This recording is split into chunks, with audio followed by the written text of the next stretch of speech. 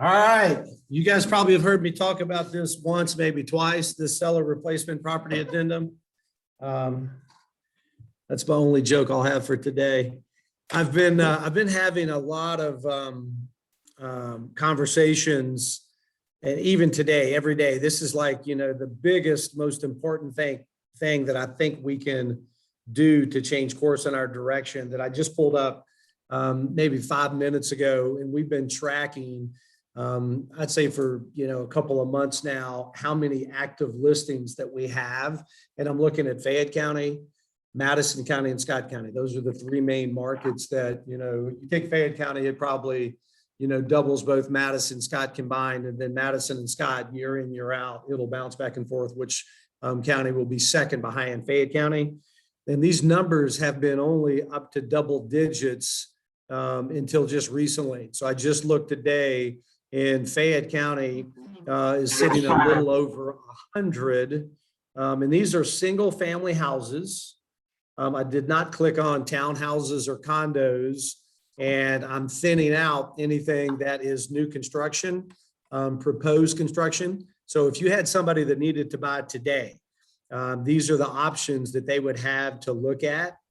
And, to me, it's just, gosh, it's so crazy. I remember the years of going and showing property that we would sit down and have to narrow from, dozens, of properties to be able to show, to come up with the best, top 4 or 5 or 8, or the days that you would spend all Saturday and Sunday driving around 3 different counties looking at property showing. Those days are not with us, at current time. It's like a property comes on the market and you go as fast as you can, you show one, and you're probably putting an offer in, right? So this is us just, really continuing the conversation that we've been having for about 1.5 years now of what do we do different. So we've got to figure out something we can do different in order to change, our direction. And this, if we really all would embrace it, understand it, and then most importantly, we've got to be talking to every agent, every conversation that we have. Hey, have you, read through and know about the seller replacement property addendum?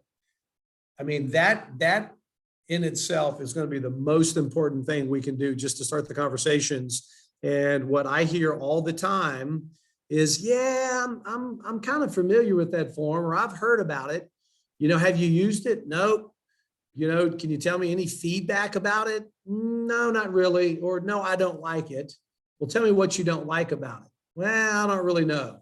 Or golly, I don't think my client should, have to spend money on inspections and appraisals for a property they can't even buy yet. They don't know if they can buy yet. And we're like, oh gosh, that's something that's covered, in one of the items about, inspection periods, 4B. And so this form to me can be such a fun topic with your fellow agents, but most importantly, it's got to be with the general public. So to kind of go back and just give you guys just a little bit of history on this whole topic is it was really, starting to hear louder and louder over the past couple of years that as we're lead generating, talking to our database, talking to for sale owners, talking to expireds, that they would love to sell, but they've got nothing to buy. Right. So I know you guys have all heard this, but I just want to get a basis of where we're moving forward from. So they'd love to sell, nothing to buy, don't want to be homeless. Okay. We got to go get, a reverse contingency was the conversation with LBAR for them to create a board, a task force to then get an attorney, because we said, hey, how are we going to get all these realtors on the same page? And we got to get one page. We got to get one document that can start to try to sum up all the different, things we've got to think through and the pitfalls of doing this reverse contingency. And when I say reverse contingency, it was kind of, this idea birthed out of buyers all the time for many, many years would write a contract, and it would be contingent upon them having to close on their existing home before they would buy the next property. I mean, that was just common practice in our industry. So people had to either get their equity out or they had to get the property off their debt to income ratio in order to be approved. And those pre-approval letters, always stated that, current home must be sold, must be gone in order to, buy the next property. So that's where, good agents have to, make sure they're reading these pre-approval letters and understand what they're based upon. And so we started talking about, well, why don't we do the same concept and have the contingency be coming from the seller? The seller says, hey, I'll sell you my house, but it's contingent upon me finding a replacement property because I don't want to be homeless. So that's where this all originally started from. And it really started coming from conversations which Kennedy Konchak, who's on our real estate team, my personal team, she and I did a little video that is on my personal Facebook page. If you guys get a second, just go watch that. I've got 2 videos on there. That with Kennedy, it's about 20 minutes, and it's just going to be a lot of conversation about this exact situation. And then I did another video with a gentleman that is a real life example of how we use this form, that he's a past client that was in this exact situation, that he just had he and his wife, their first little baby, and they so desperately needed a bigger house, and they so desperately needed to sell in order to buy the next. And we were taking them out, showing them properties that they were putting in offers that had to have a house sold that wasn't even on the market. And we're explaining to them, you're just not even going to be in the game. The market will not allow this. And it took them, some heavy duty work on my part to get them to finally, just read the very, top line of this addendum, that, 1A and 1B, it says, and to me, this form is rarely ever going to be not checking 1B. I wasn't on the committee that drew this up, but I'm like, 1B is is the most important crux of the whole document. This agreement is contingent on the seller's ability to close on replacement property. That's the language that you guys need to have this form, and you have to have this line highlighted and have it in your daggone portfolio, have it in your breast pocket of your coat, and be able to pull it out at any time and say, I hear you. You're 100% right. Nobody wants to be homeless. And we've got a form that's going to protect you from that happening. So this was the part that really took some time to get our clients to understand. I hear you. I understand. I know this is nerve-wracking, and I know this is something that we've never done before, but I promise you, you are not going to be homeless with your new little baby. And so we were able to get their house on the market, get it under contract. Okay. And this is what I want to talk about today, just getting a basis of what I believe to be best practice. We had to get them on the market and wait for an offer to come in, right? And this form, I've had agents call me saying, hey, I want to use this form. I hear you're talking about it. So I need to fill it out so I can put it online with my listing, like with seller's disclosures. And I'm like, no. It's a counter offer. This addendum is very simply a counter offer to you receiving an offer. Okay. So that's the first thing that I want us to really start to, understand is how do we use this form? So this form, we've got a gentleman coming in to visit with us that we've been throwing it out to every company out there that, here, grab a form right there, Jonathan. Thank you for joining us. So we want to continue to just educate everybody on this form, because my belief is that we can, instead of 118 active listings that's on, for Fayette County right now on the market, that there's about, we'll call it 4,000 agents in Elbar. About 2,000 of them are right here in Fayette County. And by a show of hands, Tyler, you can have a show of hands too. Who knows at least one person that would list their property right now if they had something to buy?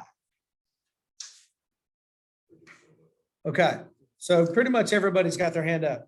Would you venture to say with your hand up that 2 to 3 people? Let's say 3 people that would sell if they had something to buy. Okay, we still got a good amount of hands up. So let's just say out of the 2,000 people, we just have 1 that pretty much everybody raised their hand and said they had one person that would sell if, they had something to buy. So if we take those 2,000 people and brought them to the market very quickly, we've gone from 100 listings to 2,000 listings in very quick fashion, right?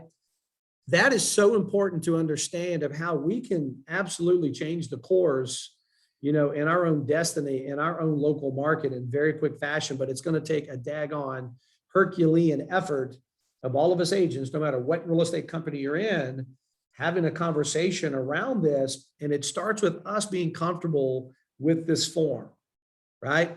So with what I've said so far, just tell me any thoughts or questions that you have. And then with just kind of me laying out, the crux of what we want to build here, that I want to take some notes of what you guys want to learn and what you want to get accomplished today from this call. You said this is a counteroffer. I understand that part. In your listing, do you indicate that the sellers are going to use this offer? So Joe's question is that this form is being used as a counteroffer, and I 100%, believe that that's the case. And then his question was, do you indicate on the listing anything about this form? And I think that's a 100% yes as well. So you're going to your seller and saying, okay, I get you that you don't want to be homeless. Yet we know the chicken or the egg, something's going to have to come first. And you won't be able to go buy in this market with a property that must be sold and closed to get your money out, to have the equity and the debt to income ratio, that we got to get that property on the market and get it under contract with this as a counteroffer addendum. So we get a full price offer that comes in and we say, great, we'll take that offer contingent upon, so this is going to be an addendum, just like seller's disclosure, that's added on page 4 of the purchase contract. I think it's item 12. There's other addendums that are attached, right? 13, I think, are the terms and conditions, right? Okay, so it's on page 4 of the contract under closing on or before date. And so this is going to be an addendum that you very simply have filled out, that you go back to the buyer and say, okay, we're willing to work with you. And as we've denoted in our listing, and I think best practice is that we put it in the agent remarks, not in the marketing comments. I think it gets a little too daggone confusing trying to communicate that to the general public. And I think it gives us a great opportunity to have during a buyer consult, to explain all the things that are going on in our current market nowadays of how we're going to best, go out to find your property. First and foremost, we got to get you pre-approved. Secondly, we got to know as soon as things go on the market, we're going to be moving awfully fast. Third, there's an addendum out there that's being, widely used and accepted, that there might be a seller that says, hey, I'm going to sell you my property, but it's contingent upon me going out and finding a replacement property. So we need to know, do you have the flexibility to be able to allow this counteroffer, this addendum to come our way? Or no, we got to close on something in 30 days and get the people out because we got to get moved in because we need kids in a school district, or we've got a job transfer. So Joe, to your point, I've had agents push back and go, well, the buyers didn't want to use that addendum. And I'm like, they weren't your buyer. They didn't fit the need of your client. There's going to be somebody out there that will fit the needs of your client. And so there's, there's so many variables involved in a contract negotiation. And where this form, I think, if you guys will go find the video that the gentleman has on a red sweater, we're sitting side by side and we're in front of the box head wall here in our second conference room. We got the sold sign behind us. Go to my personal page and just scroll down through the videos and find that and listen to that. This was the quintessential, use of this form, that we had a seller that had to have his house sold in order to buy. We put it on the market. He had multiple offers to look at. And there were several seller or buyers that said, nope, I'm out. I gotta have the property now. We're like, great, you're out. The person we did work with and accept, This person had a VA loan, which is not looked upon too favorably in a multiple offer situation because the seller's got to pay for a pest inspection. We did during the inspection period have to put up a handrail. So that's why VA loans get, frowned upon in a multiple offer situation. This person needed, I think, like $8,000 or $9,000 in closing cost, which is unheard of nowadays, right? Needed to fund the VA funding fee and closing cost. So this person's never going to win a multiple offer situation, right? But he won this multiple offer situation because he was willing to accept our counter offer of seller replacement property addendum because he was in a rental on a 30-day, month to month, and he had all the time in the world. He was like, I'm just happy to be able to be, in a bid and I can win, because he had been beaten every time, since. So this document allows us to start to level the playing field, right? So Joe, to your question, best practice is under agent remarks. I just very simply put in there, seller reserves right to use, and then just name this addendum properly. I kind of butcher because I've got in my brain what I've always called it. Seller's purchase of replacement property addendum. Seller reserves the right to use, or you can even put in there if it's no, no, hell no, seller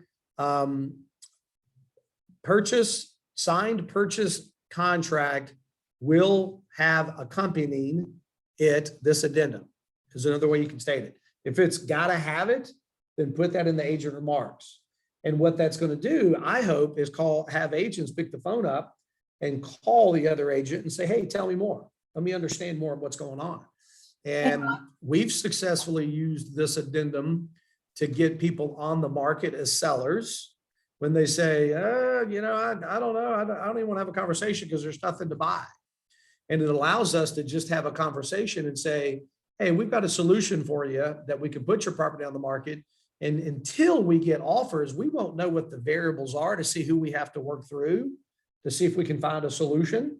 So we can put you on the market, let offers come in, and then we'll vet it from there. And so they're like, okay, that sounds good. It gives us some peace of mind. These folks were needing to move out of state. And so it allows us to start having a really deep dive in conversation to say, okay, let's start looking at all the options and worst case scenarios.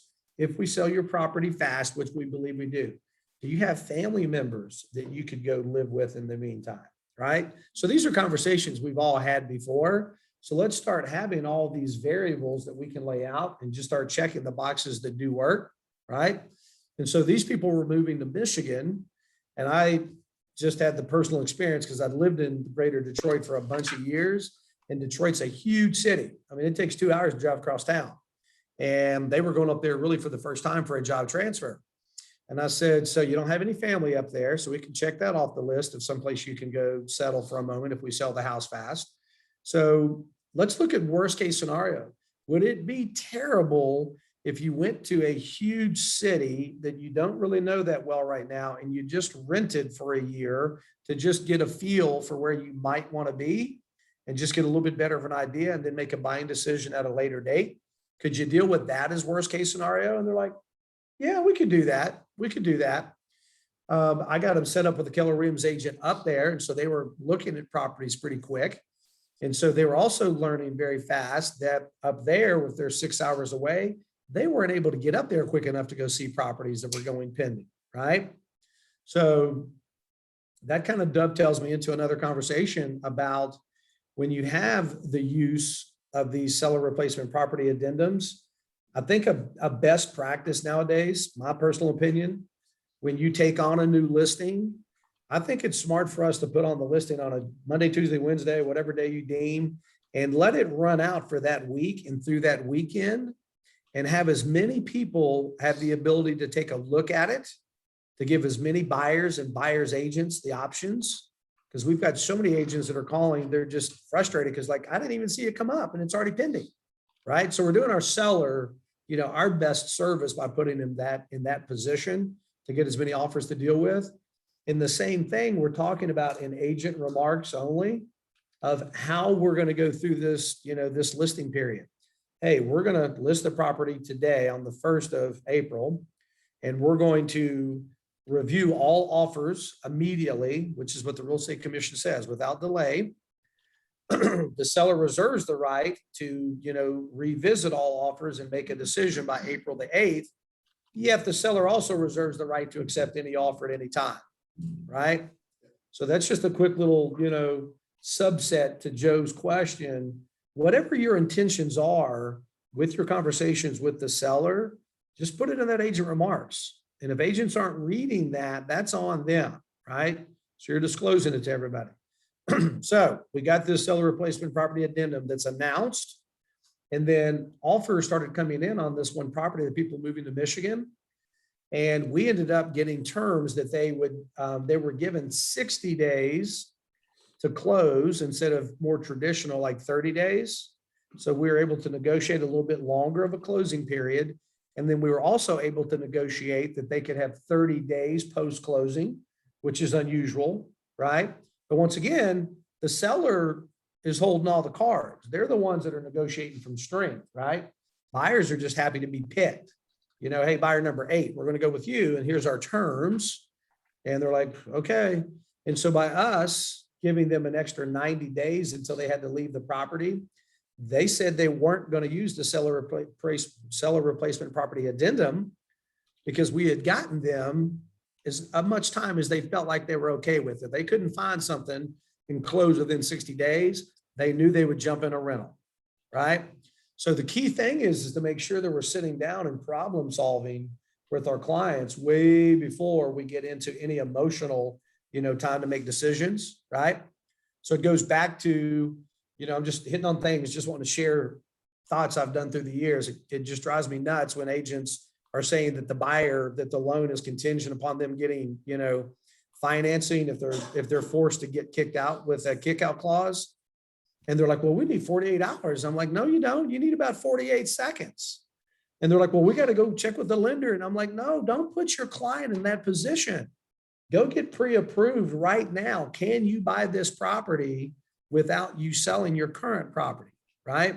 And you want them to go ahead and be able to provide a pre-approval letter that says if they're moving forward with buying your house, with removing their contingency to sell, you've got a bona fide pre-approval letter from the lender stating that, right? Because we know when it comes to push to shove, that 24-hour, that 24-minute kick-out clause, when does it actually always happen? It happens like on Saturday night when they were like, well, we got to get to the bank on Monday. No, you don't have until Monday. So that's just another little conversation about how we got to be thinking 15 steps ahead for everybody and playing out every situation before they get into it. And then clearly making sure we're documenting as best as we can, right? The reason this form was so important to come up with is, what do they always tell us that we're practiced to do in the state of Kentucky? What are we licensed to practice in the state of Kentucky? Real estate. And real estate owned. We're not attorneys. We're not accountants, right? And so by us getting in here, how we're starting to do this in the very beginning is we're going on item 14, I think it is, and writing in all these things that are on this form of what would happen if this or that. And that is just, a recipe for a disaster, right? So this form, I think, very clearly starts to think through all the what ifs. Okay. So Tyler, any thoughts, questions before you leave? I love it. Have you used it yet? I have used it. I used it in. We did this or something similar. I think it may have been before this was released. Came out? Yeah. Because we've been talking about it in the office, and Joe, our in-house attorney, has been vetting it for us, for a little while. So I want you, as we leave here, this is what I got to have everybody doing. You got to help me. You got to set yourself a goal that we all talk to, I guarantee, 3 to 5 real estate agents a day.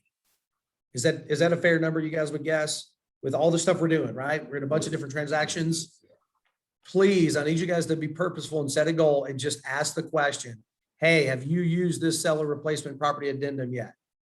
No. Have you heard of it? You work backwards. Have you used it? Nope. Yep. Work backwards or work forwards. We've got to promote the heck out of this. And that's the only way we're going to get, ourselves out of this low inventory slump. So thank you. All right. Michael? Maria, Yes. Hey, I don't know, we can't hear you. Oh, you can't hear me? Okay, hold on, bear with me. Uh, I can you- hear. I can hear you. Okay. So Michael, once upon right a time, here. it's still on there, on our listing MLS input sheets. We used to quite commonly use these things called contingency codes. And there was a contingency code that was 2-letter P's. So it was PP.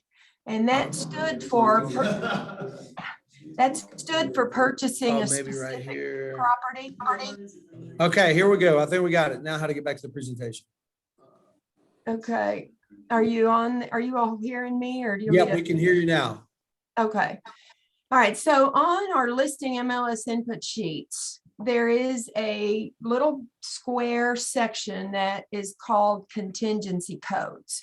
I don't think very many people even use that too much anymore, but it coordinates with where we put like 3% SO or whatever percent SO. Sometimes you put BB, buyer broker, welcome, that kind of stuff. But one of the contingency codes on our MLS sheet is PP, which is purchase a specific property. And what we used to teach on that is, say, Michael, for example, you had a specific property you wanted to buy, and you weren't going to buy any other house, just that one. And if you didn't get it, then you didn't have to sell your house.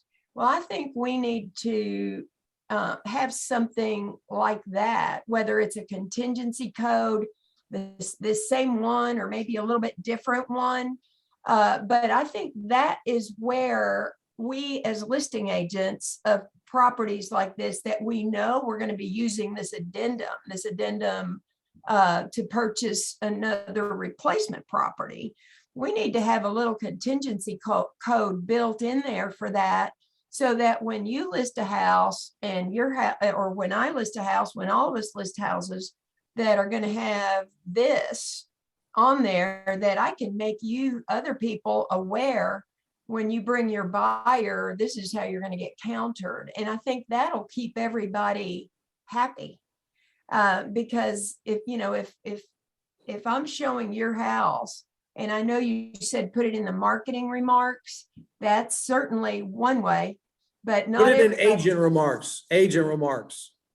I'm sorry, yes, you said agent remarks, but agent remarks is obviously a good place to put it. But I think if you also put it, where we put in how much we're offering to the buyer's agent, I think that if it said 3% SO to the selling office, that's what that contingency code was, 3% SO, and then PP, or P whatever a new contingency code is, that would, alert the rest of the agents that, hey, this is a property that I might have a chance to actually sell, because I've got that VA buyer, and I've got that, I'm not that cash buyer as is that's out there right now. So we might want to get those attorneys that helped make this form also do a little contingency code, so that we keep peace amongst all the buyers agents out there. Yeah, I think that's a great idea. And I've made a little note here to, check with, it would be Flex and LWAR, in that PP or SP, specific property, whatever that was. So, Well, and you're saying, Yeah, it was PP, and that might still need to be left in there. But we yeah. can So while add we're on this call, take a look at Flex and look at an input sheet, maybe from Dotloop, and Mhm. see if you see anything that is denoting that. And that can be our first place to start. And And I a think, good code would be PRP, purchase replacement property. you know?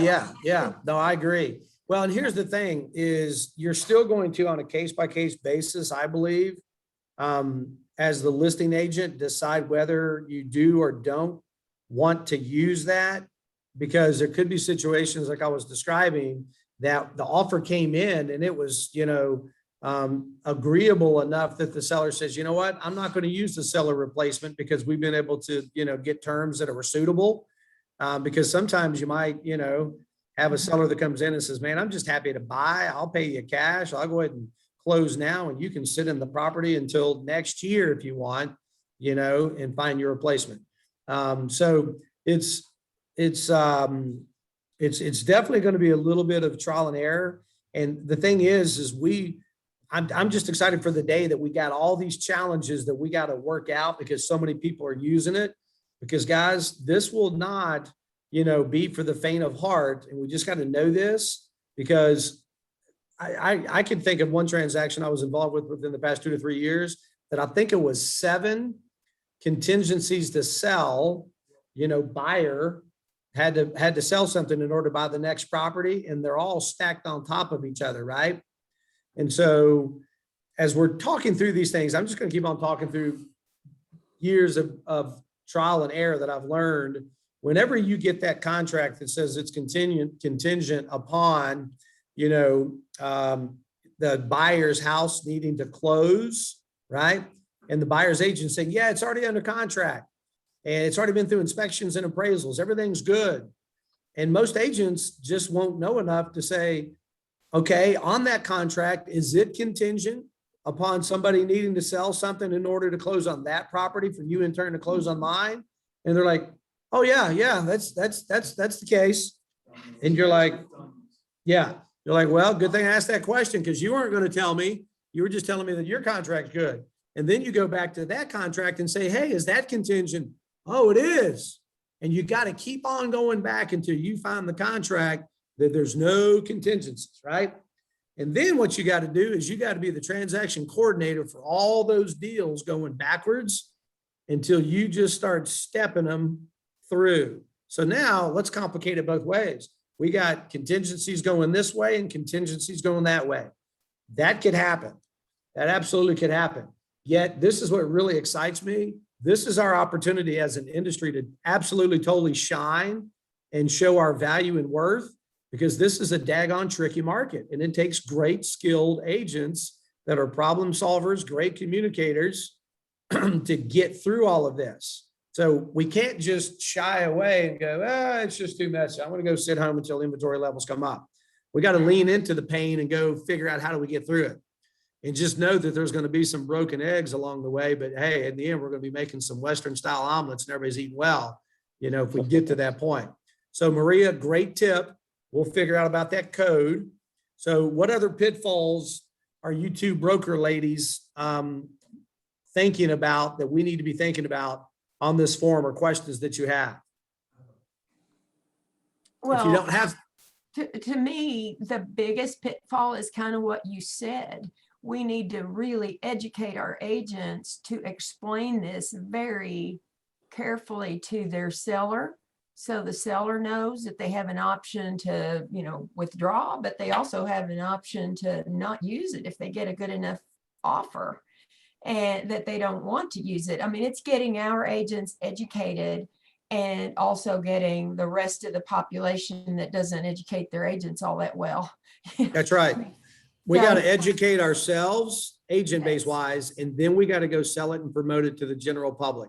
That's the last and most important piece of the puzzle is if the agents aren't going to take it to the consumer, we've got to go take it through airwaves, television, whatever mediums we have access to. We got to go educate the general public, and that's where Chloe came up with last year doing the little whiteboard exercise. And that was the last piece that I told Justin at Elbar. I said, Elbar, you guys got to go promote this instead of us real estate agents that the consumer thinks we got commission breath. And they're like, oh, I don't trust that they're not going to leave me homeless. So this takes once again, that Herculean effort that we got to get multiple sets of people on the same page. So Philip's got a question.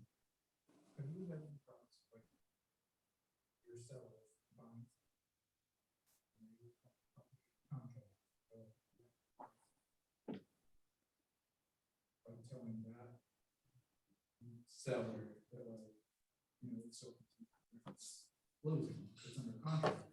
So Philip's question is, have I had any, experience yet with having the seller that's now the buyer, that they're buying another property and you've got to have, protection in that direction as well, that purchase contract is contingent upon the successful sale and closing of their existing home, right?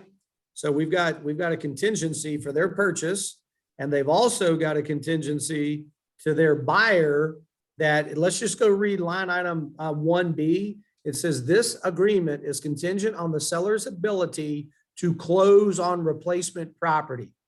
So right off the bat, this is a tricky part, that it's contingent upon the close of the replacement property, but you're not going to be closing on the replacement property until they've closed on their house that they're selling, right?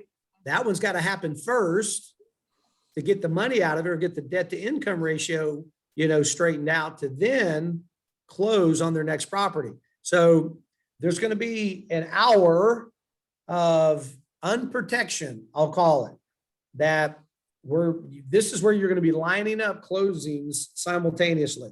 You got one that you're going to that's closing on the sale of their house, and then they got to roll right into the next closing to close on the next property, because that's the only period of time that they're unprotected. They've now closed on their house that this addendum is part of, and there's just no way around it.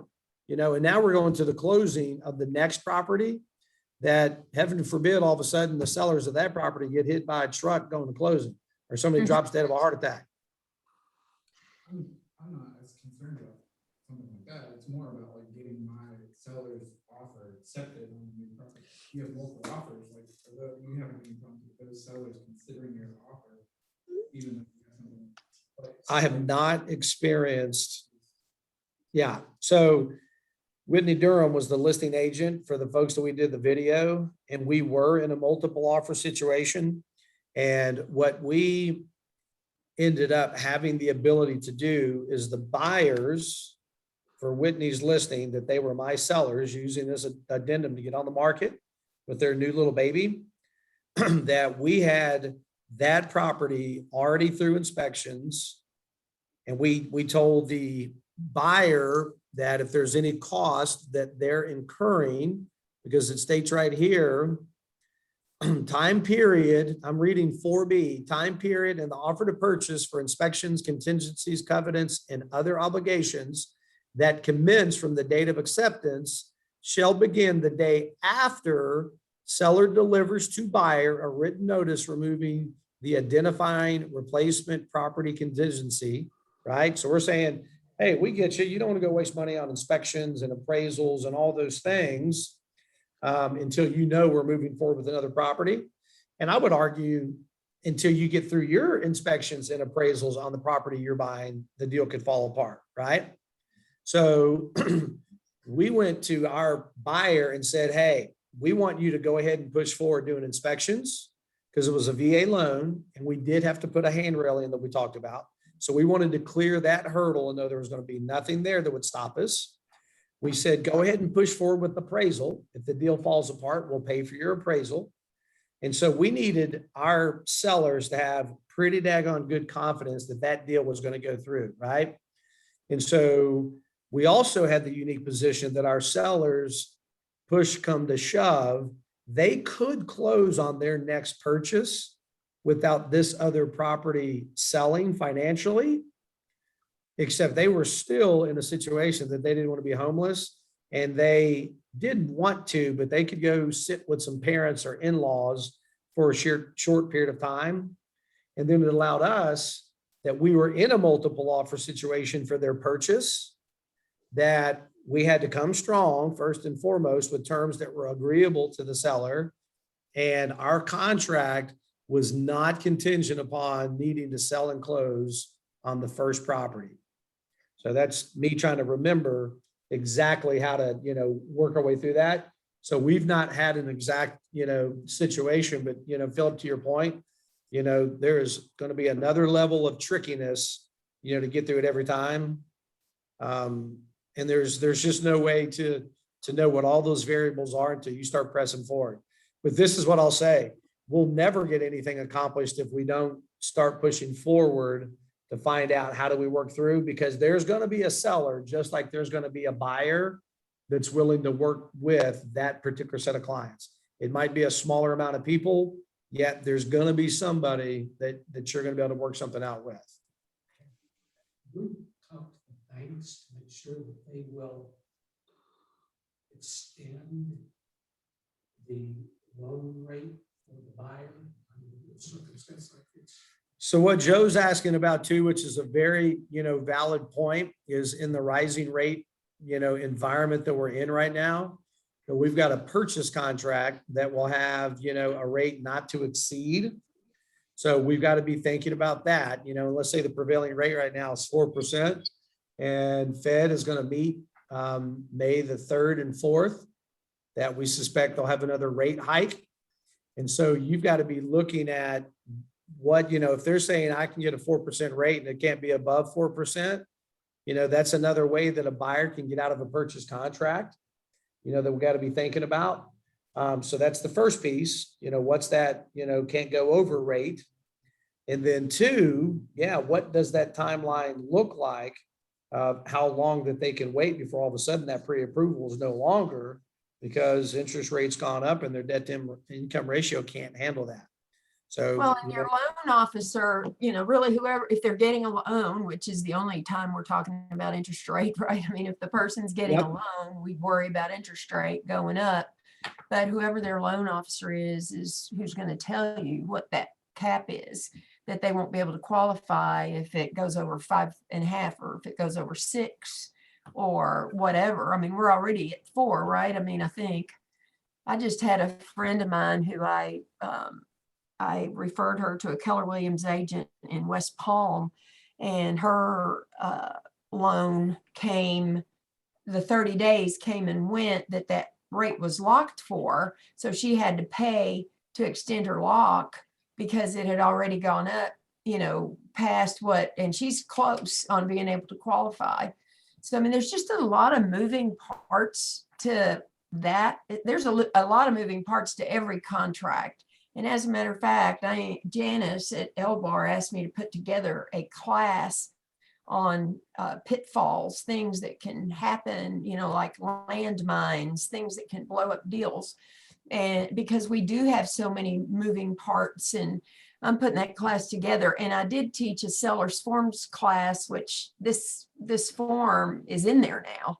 So I Good. did teach this form the other day at Elbar, and people seemed to welcome it. But at the same time, they were a little nervous about it. And that's because they haven't really learned it. That's And right. so, the more you sit and you study this form as agents that are having to explain this to sellers, and then as buyers agents having to explain this form to your buyers. I mean, as long as everybody knows that there's a whole lot of moving parts that can go whoop, and that the buyer also has the ability to continue to look for other houses up until the time that the seller removes this contingency. Don't forget about that. The buyer loves this house, but it's got one of these contingencies on it. Okay, well, if that's my buyer and he loves this house and he accepts it with the contingency, they still have the option of continuing to look for other houses and to Exactly. make this contract right. null and void. So don't forget that it's not limiting your seller. I mean, it's not limiting your buyer to this house. He still has the option of going out there and looking for other stuff. That's right. No, and that's the thing too, guys, is, Maria makes the best point that we've got to have this form in our portfolio, and we need to be reading it over and over and over and over. So it's just like the very first time buyer representation agreements came out, and the marketplace was like, oh, I don't want to use that, or I'm not comfortable using that. It's because they didn't understand it. They hadn't, read over it enough times to be able to confidently sit down and explain it, just like a listing agreement, right? And so to Maria's point, 4A talks about, if checked, buyer's right to cancel. And so this is where you're talking to your buyer and to your seller. And so you're saying, hey, buyer may at any time prior to replacement date give the seller or seller's agent written notice of buyer's intent to cancel.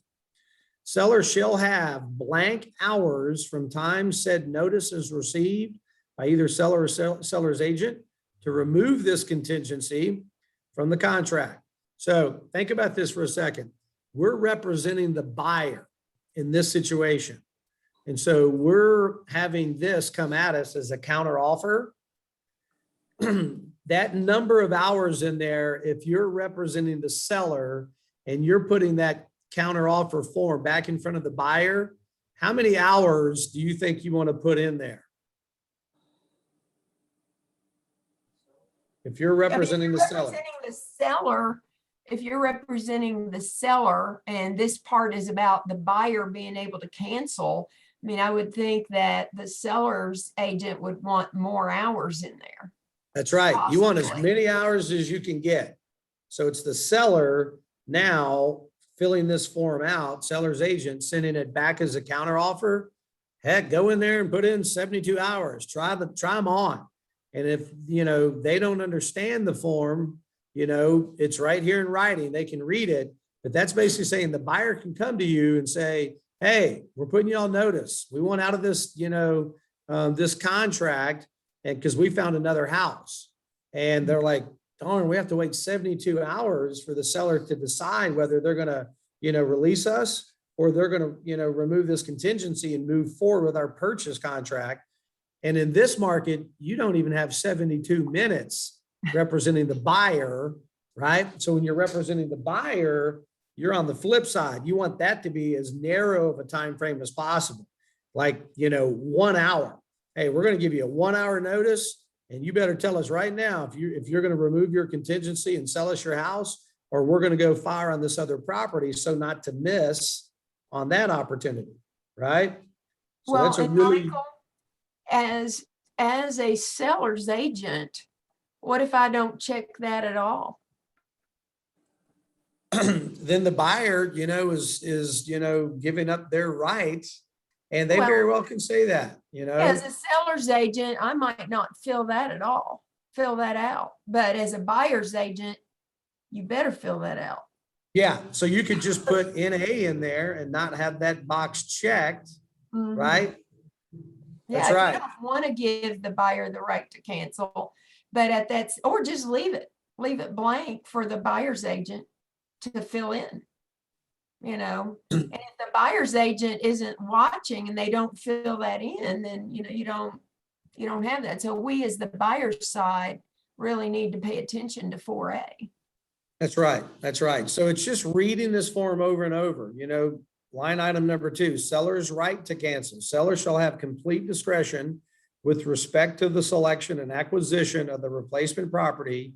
And in the event seller has not secured a replacement property by the replacement date that we've lined out in line 1A. And so a lot of times, that can also mirror the closing on or before date on page 4 of the purchase contract. And so if they've not secured a replacement property by the replacement date, the seller may cancel the offer to purchase contract by providing buyer or buyer's agent with written notice no later than 6 p.m. on the replacement date. So they're just getting to this replacement date. They haven't found a replacement property and they just want to cancel this contract altogether. That's all they very simply need to do is just put written notice out to the buyer's agent, or it could be an unrepresented buyer. So that's why it says buyer. And then this said written notice shall operate as a mutual release of both parties, and no further release or documentation will be required by either buyer or seller. Now, I would, it says earnest money shall be, released to the buyer. This is where I would ask our brokers, to respond, but I think, this absolutely suffices for not needing to put an official release together. What say you, Myrna and Maria? I agree. Yeah, I don't think you need the official release because this is the seller having the right to cancel. And if the seller's the one canceling, then the buyer deserves their earnest money back. That's right. Correct. That's right.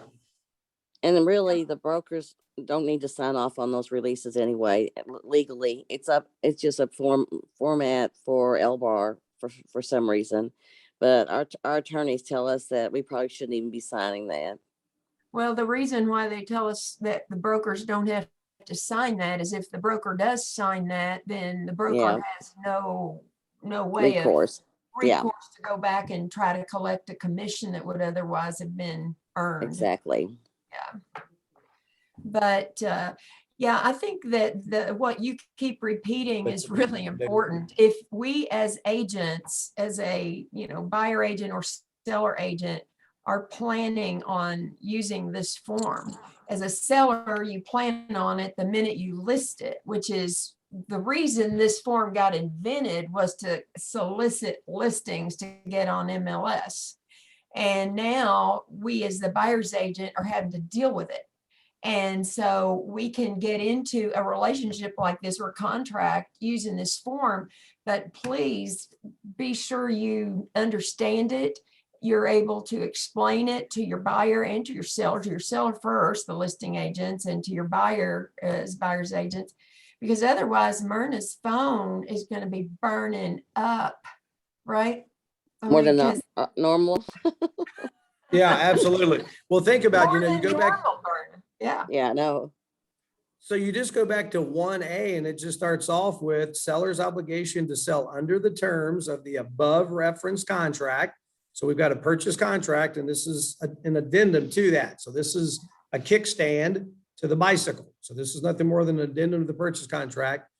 So it's reference to the contract, and subject to seller entering into a contract to purchase or lease replacement property no later than blank, the replacement date. I'm going to skip from there down to 3A, that this is the part we got to know very quickly as the seller's agent. Seller's failure to cancel. So in line 2, we just talked about the seller has to, by 6 p.m. of that replacement date, put out notice of their intent to not move forward. And it talks in 3, if seller fails to provide timely written notice of intent to cancel, then seller shall be deemed to have waived all rights afforded by this addendum, and the purchase contract shall be in full force and effect. So you got to know, if you're using this, to understand that you're advising your seller too. So this is like the inspection period on a contract. You got 7 days to do an inspection and provide them with a repair list. You don't provide it within 7 days. If that's what you've written in, you forego your rights to be able to negotiate repairs. So same thought. So Maria, you're starting to ask a question. Yes, I'm only seeing a little section of this form and I don't have it memorized yet. So where is there a place to put contract number on here between buyer and seller? Yeah. Okay, good. I just wanted to make sure that contract number and then the buyer and seller, I guess the signatures would be enough down at the bottom. Is that where that is? Okay. Yeah. That's right. So at the top, we're going to have the contract number, of course, that mirrors the purchase contract with the address. And then, page 4, other addenda to the purchase contract, just very simply write in seller's purchase of replacement property addendum, is what you have to do. So every Michael, addenda, it's really important that we use contract numbers. I can't tell you how often I get offers and they come in and they're half done and they don't have a contract number on there and they don't have send anything. them back. You send them back to the person who made them. So tell me this, what is your best practice that I have for years just gone in and put in the office number 487 dash, whatever the street number is of the address is what my contract numbers have always been. What is best practice of filling out a contract number? I do that same thing, Michael, except that then I put my initials after it, just so it kind of separates it from any other contract, but then I'll put my initials. And my best practice is I put my agent number. So like for me, it's 10118, my MLS number, because that identifies me. So 10118 dash the house number. of that particular property. And then like if it's the street's name is Main Street, I put M or something next to it. So, but I like putting when I taught at L-Bar, they liked for us, once upon a time, they really liked for us to put our agent number on every, as the contract number, because that way people could identify us. Okay, well, that's another piece just to get consistent. And as we've So- got Judy Mhm. Starr sitting in here, and starting to really help with transaction coordination, she can be the Mhm. first line of defense of making sure that we got proper contact number or contract numbers and that stuff in there, and that we're teaching the Yes. agents properly from day one. So I'm Okay. teaching offers to receive and make offers on Wednesday morning at night. So I'll bring this form into that class. Please, that's the most important thing. We all have to set a goal that 3 to 5 agents, bare minimum, as many as you can on a daily basis, that it is just top of mind, top of conversation. The more agents that are familiar with it, reading it, educated with it, the fear factor goes away. They're having conversations, which we haven't even gotten to the point yet, which I want to just keep on doing this every week. Just keep on having a mastermind around it to get to how do we start using this form to lead generate with, right? But it starts Right. with us being super daggone, comfortable with it, to then go get people comfortable with it, to put their daggone house, in your hands and on the market. So Joe Dahlhair has a question. What is the impact on paragraph 3 if you check 1B? All right, so let's go read 1B that, so to me, 1B is always going to be checked. Right. My opinion. So I want that, clear that this contract, this agreement is contingent on the seller's ability to close on replacement property, not just the replacement date, right? And so then Joe's question is, if 1B is checked, how does that impact 3, seller's failure to cancel? And so I would say, let's see, if seller fails to provide timely written notice of intent to cancel. So in this situation, their intent is not to cancel by replacement property because 1B is checked, that I would say that it is staying, in spirit of the contract based upon probably page 4 of the purchase contract, the close honor before date. So whenever you get to the end of that date, then we would need to update that if the buyer says, I'm still fine waiting because you haven't found, and the seller is still fine staying in this, entire agreement that they just extended for another 90 days. So what date, let's go back to 1A. What date do you put in 1A? So 1A, I would put in the contract close on a report date, would be my opinion. So Joe's what?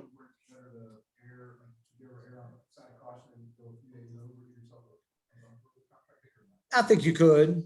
The question and dialogue is, what should we use as best practice for the replacement date? And I think as we're going into the counter offer of, an offer that comes in, that the person says, hey, I'm going to pay you $100,000 over asking price and I want to close in 30 days. And that's how their offer is written. And we go back and say, well, we don't need the $100,000. We need time.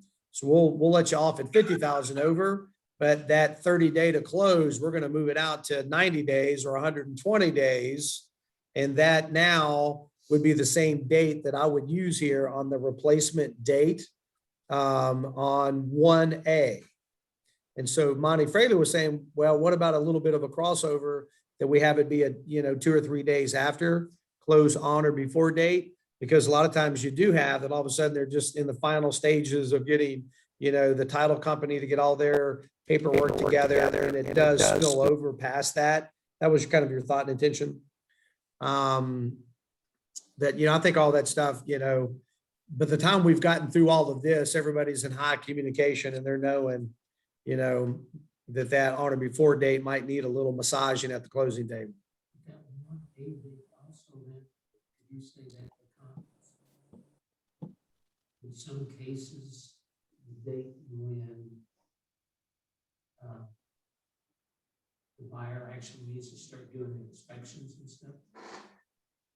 So say that again now? So you've got a date in one day. Yeah, Well, as the buyer, I may not want to spend $450 on an appraisal and another $450. I have an answer for that.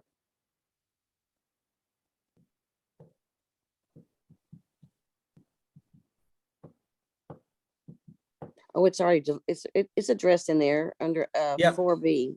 it's 4B. And so right here, the time period, doesn't begin until seller delivers buyer a written notice removing that they just need to identify. They're not removing, this specific document. So we're just, sending an email out would be my thought and intention is, hey, we have now identified the property we're going to buy. We're under contract. We're moving forward with inspections and appraisals, and, we're putting you on notice to do the same. And because today we're giving you notice, and our purchase contract reference in this addendum, you have 14 days per page 3, option number 3, to do your inspections. And you're just back on track to exactly where the contract was originally written. Does that make sense? Okay. And then it, goes on in 4B, and it says, if checked, remain as specified in the offer to purchase. And so that's where I think probably 9 times out of 10, you're going to have that checked off, because people say all the time that, hey, I'm going to buy your property, but it's contingent upon me closing on my existing home. And maybe they're not even under contract yet. This is once again the good old days, when you have the ability to have a contingency for a buyer, and they're saying, I'm not going to move forward with doing my inspections and appraisal in case I get kicked out of this contract, that our inspections will begin once I'm successfully under contract with the sale of my house in order to buy your house. Everybody clear on that? And Myrna, is that how you would have answered it? Yes, yes. And there's one other thing that I would mention is that if you are involved in this and you've made an offer on a property, the listing agent of that property should go ahead and mark it either contingent or pending, even because this is going to go away actually after you identified that property. Yeah, I would mark it as contingent. Yes, I would too. Yeah, because it's still got a lot of hair on the deal, to Right, get it to the right. finish line. And I would still be taking backups and whatever else, Right. to hedge your bets. We had this happen, on my personal team over the weekend, that we had a property that went on the market, had tons of activities. I think, 14, 15 offers. Mhm. And probably now more than ever, we've seen deals fall apart during the inspection period because people are paying a premium and they want a premium product. And so you got to be staying in touch with all these other, second, third, fourth, fifth offer, people, and keeping them in the loop, that we were able to hear that we were going to get a release from the buyer. And I'd already been communicating with buyer number 2's agent, and we had the sucker released and signed back up within an hour. Right. So once again, this business now more than ever is made for, professionals, that it takes a lot of work to get things put together, and more importantly, to keep them together and get them to the closing table. And that's what I really want to have happen more than anything out of this, is us KW agents, we just become the most knowledgeable of this form, the best to work with. And that's going to catapult us forward down the road, that we're, giving people such great experiences, in a very trying market. And that becomes our really, really strong value proposition that we can, be able to share with people why you want to do business with us. So Michael, Yes. also with that backup offer, I think these are becoming more and more important. And so it's important also for agents to know how to write that language correctly. And I just shared with you on your cell phone the language that you should be using for backup offers, which I also will bring into my class on Wednesday. Okay. What time is that class on Wednesday? Thomas, thank you. It's- Thomas, it's any at thoughts, 9. questions? Any At 9. ahas you had from today? Did you learn anything? Oh, yeah. Good to see you again. Okay, good. Promise me 3 to 5 agents a day. All right. The And class is so 9 to 12. 9 to 12. So is that Ignite that you're teaching, Myrna? Yes, it is. Okay. So our Judy- agents sometimes don't remember that in our dot loop, Myrna or whoever has uploaded the recommended contract phrases. I did that. Yeah. And under the recommended contract phrases, I think it's on that first page, number 4, you've got that language. It's in there. So if you can't get a hold of Myrna, you can't get a hold of Michael, me, whoever you call, just get in dot loop, go to the find the form that says recommended contract phrases. And if you want to write a backup offer, then you can just copy that language. There's 2 lines. It's on that the first page of the recommended contract. I had to send that to an agent over the weekend. So that's the reason I have it so handy. Yeah, and I had I to, definitely. Go ahead, Maria. well, I mean, I had a call over the weekend. An agent was wanting to put in a backup and didn't know what to write. And so I just copied and pasted that and sent it to her. And so it was, the recommended contract phrases is a form. It's an LBAR form that you can always reference for any of that complicated stuff. I think, this is super important that you guys are bringing this up. And I think there's 2 sides to play everything, as we're kind of talking about with this form, depending on who you're representing. So we were representing the seller, and we didn't have per se any backup offers written and in place. And my recommendation is not to have any per se. This is just my personal opinion, and I could vacillate on this too, depending on the situation.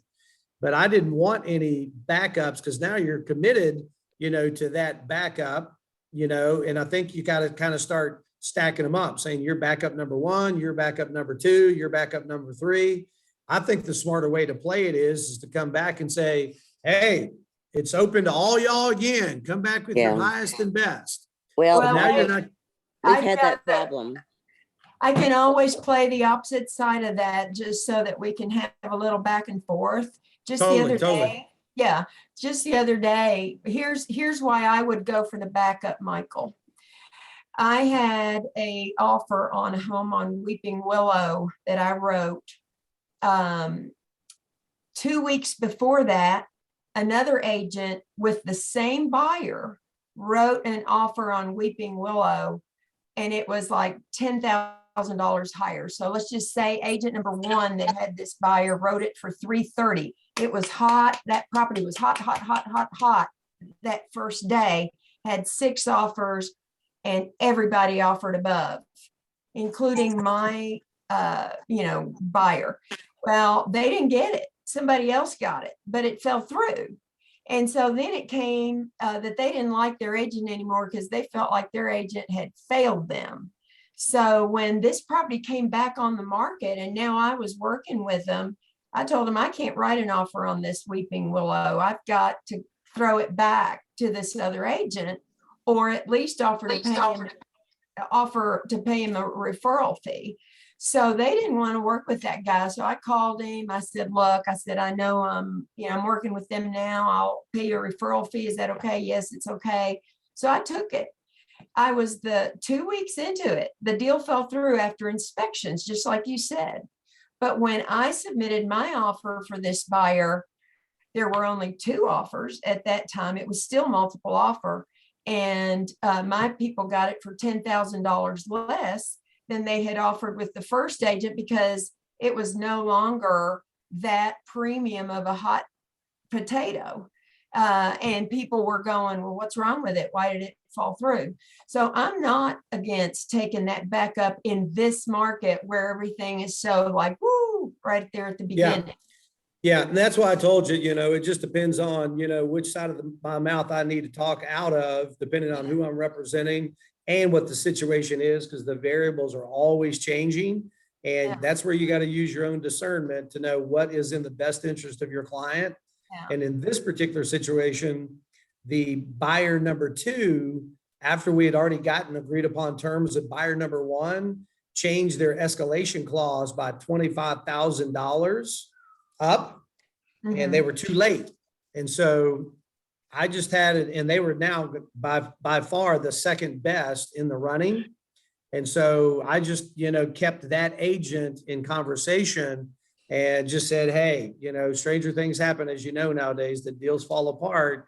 And, you're going to be the first person I'm going to call back. I just hate that, your client didn't get it. And our job, once again, is to represent whatever side you're representing, to the best of your abilities. And this market requires so much more effort right now than it ever has, because you're now having to deal with 15 agents versus 1 or 2. And you can't phone it in, man. You got to be, giving it your best with all 15 agents and getting into, good relationship with them, and have all of them feeling and thinking you're on their, their best side. And you are, yet you're on your client's best side, and keeping them live. And you're letting them know, hey, the inspections have been set for this day. I'll let you know how they turn out. You got to keep feathering them along so they don't jump out and go get something else. And literally, as that, conversation's coming in, that the buyer all of a sudden thinks they've got some point of leverage, we're like, no, you don't. Went right back. That buyer, number one, came back today and said, hey, we just wanted to run this past you. We'll still take the property if you'll reduce the contract price by $100,000. And we're like, we've already got it pending again. Sorry, So, right now it's just, Michael, yes. I had an agent call me in this situation. She was the seller's agent. The first contract fell through. They had accepted a backup offer. And in the meantime, they had gotten a better offer come in. And she was asking me, do I have to go back to that backup offer? And the answer is yes, because it's That's right. signed off on and it's been agreed upon. And you have to do the That's right why I don't thing. like signing off on them. That's Yeah. why I don't like signing off on in this market. Maria, Yeah. your point is well taken too.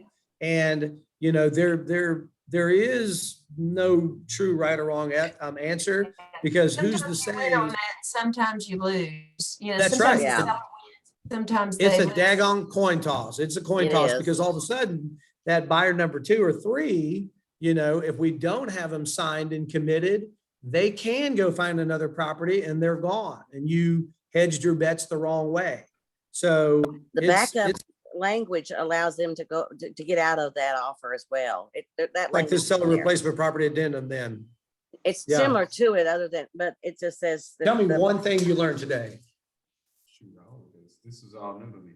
It's- Other than the fact that it's been brought, I hadn't had it taught yet, so. So this I is gotta good know then. this stuff. Yeah. Okay. Yeah. Who is I have a that? copy right here. You got one? Yeah. Thank you. I'll follow up with you. We'll catch up. Thank you for coming down.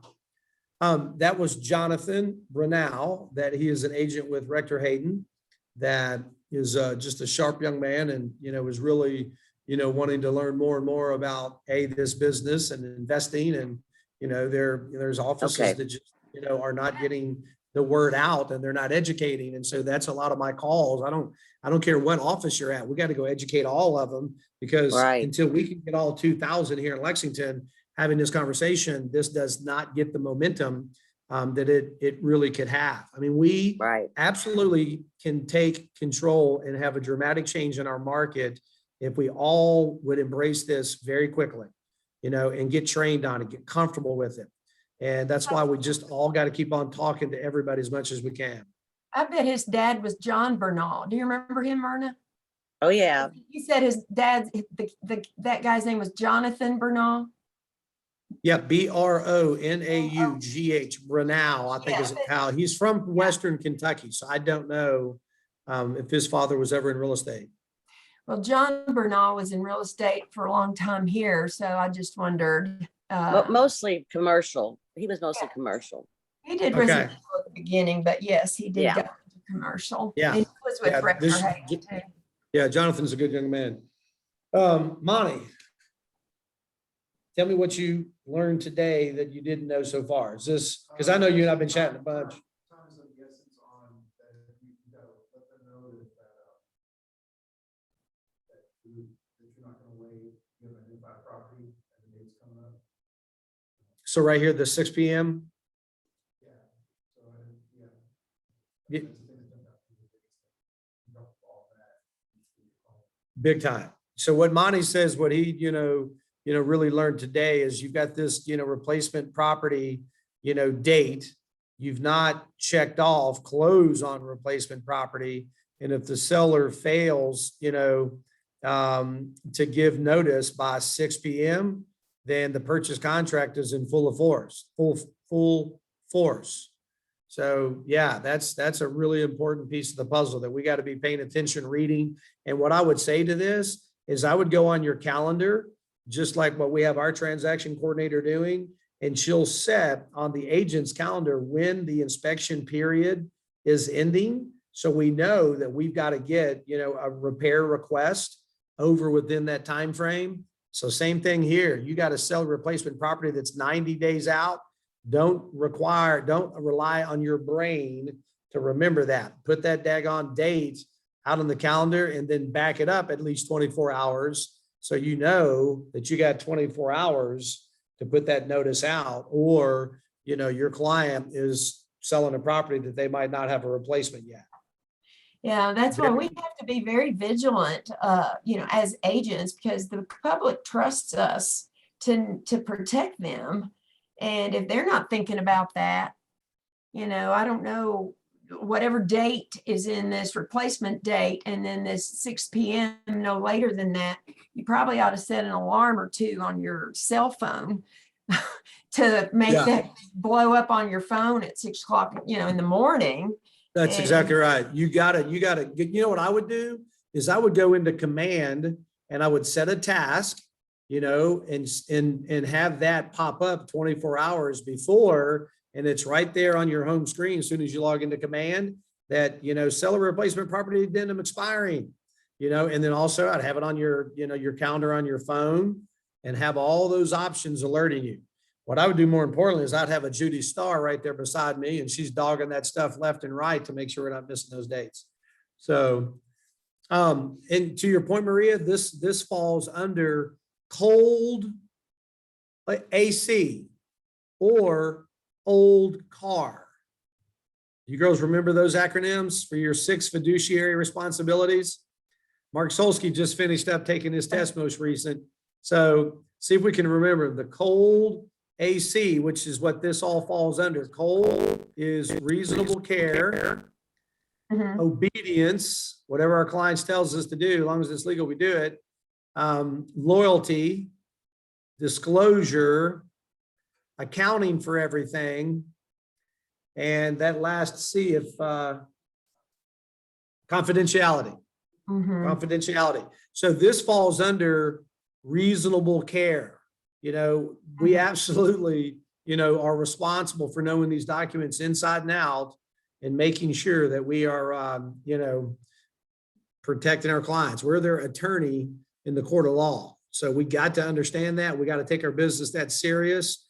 And then when we, provide that level of value, then we get paid like high paid attorneys too, right?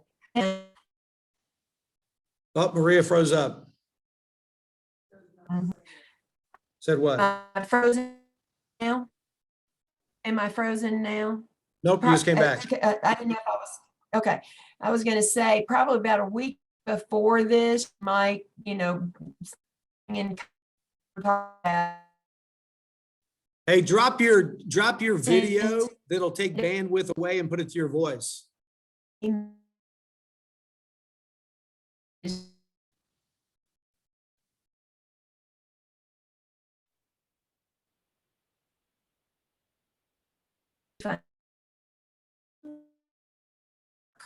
Lost you for a minute. Oh, how about now? Okay, there you go. A lot of times when you've got, voice kind of going that way, just turn the video off and it'll save bandwidth. So we can hear you. Go. Well, I was just gonna say, just like you said, go on command and have that date, of that morning to say, hey, your thing's about to expire. Maybe go back and do it the week before and send that seller a letter, something give time that, golly, what if you can't get Yeah. myself. I think those are all best practices that we definitely need to work through. Oh, Myrna, you're on mute. If you've got Alexa in your house, you could have her remind you too, because I use her all the time. Remind me to do stuff. Oh, Alexa. Yep. And Siri on our iPhone. So and she just popped up. All right, so I think All that's right, all we got time for today. That was, that was a Thanks, Michael. lot to, you're welcome, cover in a short period of time, just to kind of start to get us a basis. And now, I need you guys to be our Trojan horses, that you just get out, have multiple copies of this. I've given them to people that are just out in business. I like talking to people going, hey, how many properties do you think are actively on the market now in Fayette County? Like talking to my Morgan Stanley guy. And he was like, I don't know, 1,500. And I'm like, how about 88? And people don't know. And I'll pull out that brochure or that addendum and I'll give them a copy and say, hey, read this. And you don't have to understand it fully, but just understand we got a solution to help people not be homeless. And we got to have a 30-second elevator pitch that we are educating everybody all the daggone time. You're standing in line getting a Starbucks or getting groceries, and you just look at somebody and ask them, what do they do for a living? Hey, how's the weather? Beautiful weather we're having outside. Cat's lost. Hey, what do you do for a living? What are they going to ask you? What do you do for a living? And then it's just an onslaught, easy conversation in the seller replacement. So Right. I'm never not selling. There's always somebody that needs to hear so we can, promote the best interest of our agent in our office. So how do we go change, our trajectory and to help you guys get into business and start, having company dollar coming in for yourself, your own business you're running? It's get listings. Leads turn into listings, turn into leverage. Those are the three components that we now get creative. How do we use this form to get into those conversations? So that is all for now. Any last thoughts, questions? Michael, I need to talk to you. Could you give me 5 minutes? I'm going to call you as I'm driving. I got to get to Georgetown to meet JP for a 4:00 appointment. Is that okay? All right. Perfect. I'll call you shortly. Okay. Thanks, Everybody Michael. else good? Appreciate you. Thank Hey, you. thank you guys. Appreciate you being on here. You all come to Bye. Ignite in my class Wednesday morning at 9, even if you're not in Ignite right now, just come. Heck, everybody needs to come to Ignite every daggone day. These are great agents, put in a lot of great, time and energy and mind share out there. And we just got to keep pushing it and promote it with all your other fellow agents. This is good stuff. I'll do a video. I'll be Okay. there, Myrna. I'll just be a little late, but I'll be there. Thank you. No, yeah, I'm looking forward to Good it. job, Mark. See you guys. All right. Bye, Mike.